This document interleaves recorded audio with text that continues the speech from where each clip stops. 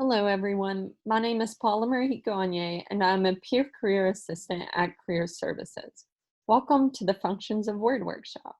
Today, I will be giving step-by-step instructions for how to use some Word functions that I commonly use when reviewing resumes. When it comes to writing a resume, we do not recommend using any tables for your information because they cannot be read by applicant tracking systems. If your information is in a table, you will want to use the following steps to take it out of that table. You will know your information is in a table if you see this icon on the side of your content. To get your text out of the table, you will first want to click Layout in the menu bar.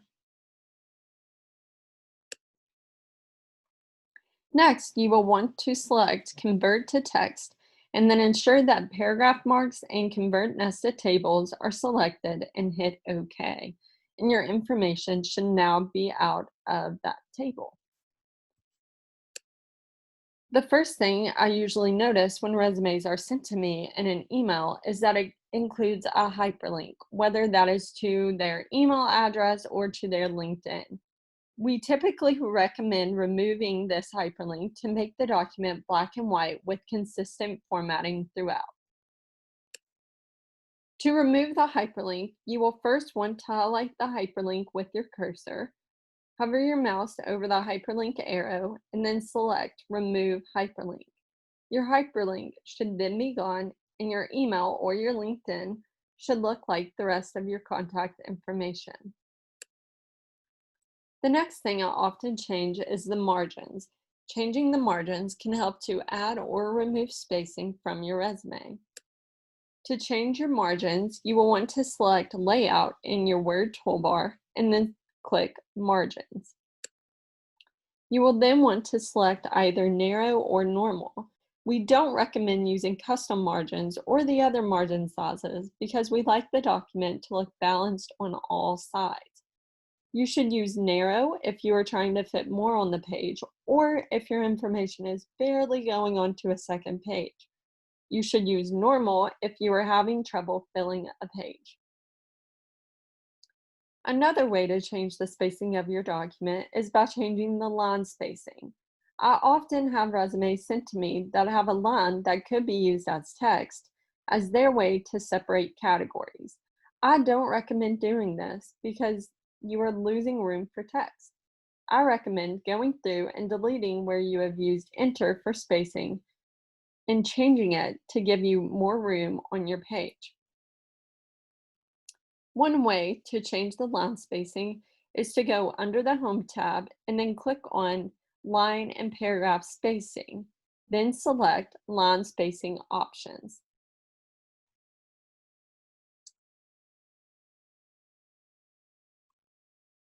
Under the spacing section, you will want to make sure that line spacing is set for single.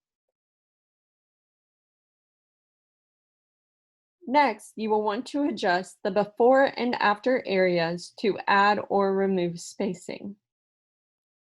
Another way to change your line spacing is by clicking Layout in the menu bar and then adjusting the before and after areas to add or remove spacing.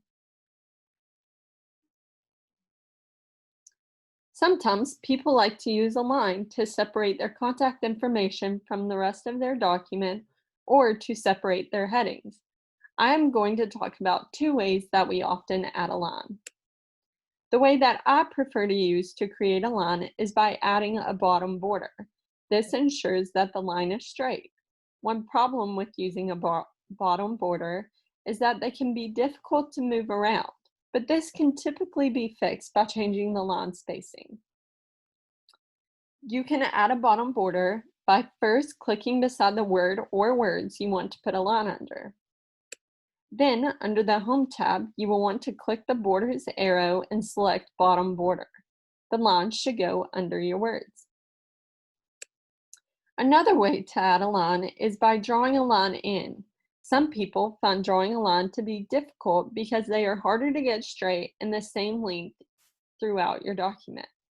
One cool thing about using the drawing function to add a line is that you can change the color of the line, but we don't typically recommend using different colors on your document.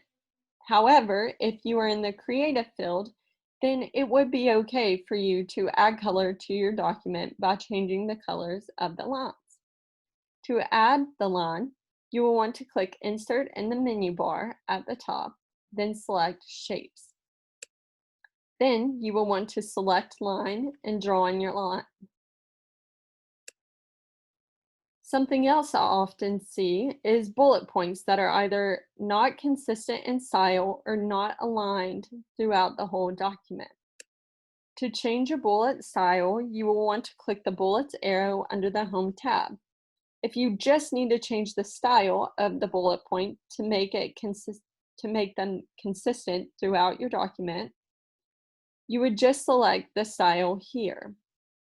If you need to change your alignment, you will want to select Define New Bullet. To change the alignment, you will want to change your bullet position and text position so the whole document has the same spacing on these. Now I'm going to talk about some keyboard shortcuts that I've found to be helpful when creating a resume. If you would like to use bold, you can hold down Command or Control on your keyboard while also pressing B. For italics, you can hold down Command or Control on your keyboard while pressing I. And to underline, you can hold down Command or Control on your keyboard while pressing U. We also commonly use the pipe key to separate contact information, and you can do this by clicking Shift plus the downward diagonal line, the backslash key.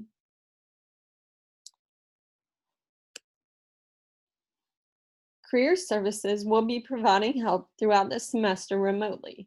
You can find our guides on our website, and you should email us or call us to schedule an appointment with a career advisor. If you are interested in learning more about the content and resume layout, you should attend our future workshops which go more in depth about these specific topics. We also will have workshops on writing cover letters. We are happy to help you with your resume to ensure that it is error-free before you submit it. You can email us the Word version of your resume and we will provide you with feedback.